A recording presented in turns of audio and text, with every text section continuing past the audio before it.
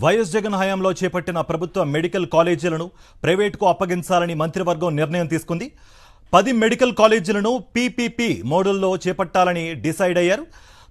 తొలి విడతలో ఆదోని, మార్కాపురం, పులివెందుల మెడికల్ కాలేజీలు అప్పగించారు. రెండో విడతలో 6 మెడికల్ కాలేజీలు అప్పగించాలని నిర్ణయించారు. మరోవైపు అనధికారిక నిర్మాణాలు క్రమబద్ధీకరణకు కేబినెట్ ఆమోదం తెలిపింది. గతంలో ఈ ప్రతిపాదనను జనసేన వ్యతిరేకించింది. అయితే ఈ కేబినెట్లో జనసేన మంత్రులు ఆమోదం తెలిపారు.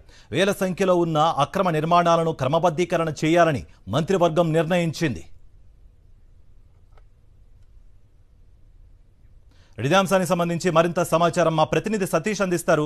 సతీష్, కార్తీక్, ముఖ్యమంత్రి చంద్రబాబు అధ్యక్షతన జరిగినటువంటి మంత్రి మండలి సమావేశంలో ఈ రోజు అనేక వివాదాస్పదమైనటువంటి నిర్ణయాలు తీసుకున్నారు. ముఖ్యంగా గత ప్రభుత్వంలో వైఎస్ జగన్మోహన్ రెడ్డి ప్రభుత్వం ఆంధ్రప్రదేశ్ రాష్ట్ర చరిత్రలో ఎన్నడూ లేని విధంగా 17 మెడికల్ కాలేజీల నిర్మాణానికి శ్రీకారం చుట్టారు. అందులో ఇప్పటికే 6 మెడికల్ కాలేజీలు ప్రభుత్వ రంగంలో విద్యా సంవత్సరం కూడా ప్రారంభమైనటువంటి పరిస్థితి. కానీ మిగిలినటువంటి కాలేజీల్లో 10 మెడికల్ కాలేజీలు ఇప్పుడు ప్రభుత్వం ప్రైవేట్ వ్యక్తులకు దారం చేయాలని నిర్ణయించింది. ఈ రోజు పీపీపీ మోడ్లో ఈ 10 మెడికల్ కాలేజీలు ప్రైవేట్ వ్యక్తులకు అప్పగించడానికి అవసరమైనటువంటి టెండర్లు పిలవడానికి ఆ కేబినెట్ 2 విడతల్లో ఆ పీపీపీ మోడ్లో అప్పగించడం కోసం కేబినెట్ నిర్ణయం తీసుకుంది.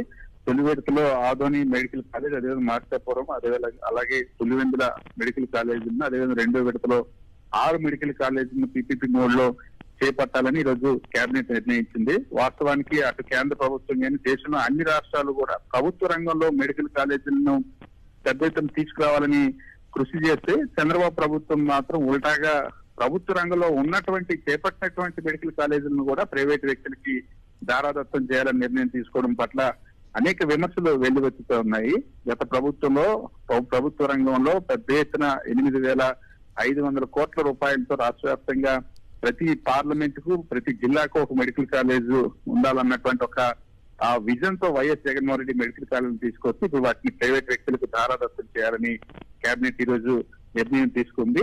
అదేవిధంగా మరొక అక్రమ నిర్మాణాలు ఏవైతే ఉన్నాయో రాష్ట్ర వ్యాప్తంగా నగరాల్లోనూ మున్సిపాలిటీలో ఉన్నటువంటి అక్రమ నిర్మాణాలు, డీవియేషన్ నిర్మాణాలను కూడా క్రమబద్ధీకరించాలని నిర్ణయించారు. గతంలో పవన్ కళ్యాణ్, నాదేంద్ర మనోహర్ కేబినెట్ లో ఇది చాలా దారుణమైన నిర్ణయం, అక్రమంగా కట్టిన వాళ్ళు ఎలా క్రమబద్ధీకరిస్తారంటూ వ్యతిరేకించారని అప్పట్లో ఈ ప్రతిపాదనను పెండింగ్ లో పెట్టారు.